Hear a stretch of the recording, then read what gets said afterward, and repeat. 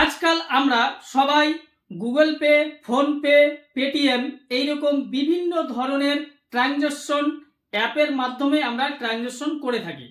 কিন্তু ভুলবশত যদি আমরা কোনো ইউপিআই আইডি বা মোবাইল নাম্বার বা কিউআর কোড স্ক্যানারে টাকা পাঠিয়ে দিই, তাহলে আর ফেরত আসে না।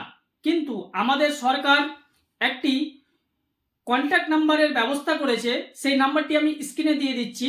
সেই নাম্বারে ফোন করে আপনি যে ভুল করে ট্রানজাকশনটি করেছিলেন তার বিষয়ে কিছু তথ্য জানতে চাইবে এবং আপনাকে কিছু গাইড করবে। সেই গাইড মোতাবেক যদি আপনি কাজ করেন তাহলে আপনার চলে যাওয়ার টাকা আপনি ফেরত পেতে পারেন।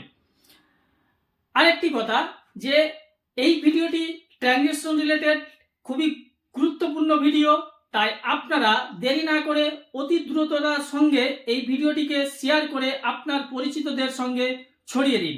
ধন্যবাদ, ভালো থাকুন, সুস্থ থাকুন।